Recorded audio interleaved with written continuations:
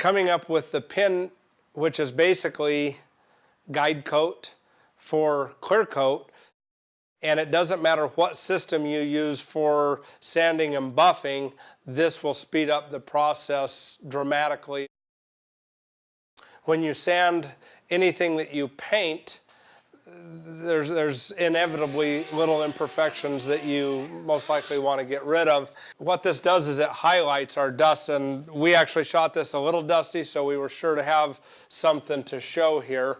When you do this, as soon as you get it wet, those disappear and you can't see them anymore. Your dust does. And so you go in and you sand, and you're sanding everything. Once you dry it, the dust is still here. And so then you sand again, sometimes 3 times, sometimes 4 times, and that becomes very time consuming. With the spot pin, what you do is once you've did this initial sand, you just go in and you put a spot on your dust. It goes very fast, and it doesn't matter if it's a high spot or a low spot.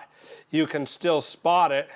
Cut your time frame down to a one-step process instead of something that you've gone over 3 or 4 or 5 times.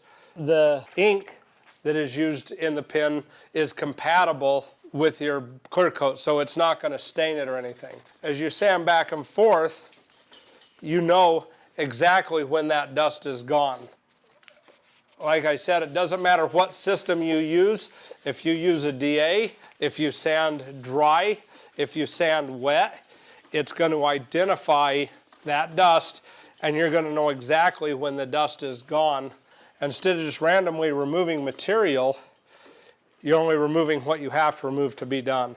And so now if you look at that in comparison to the first time we did it, it's clean and it's ready to be buffed.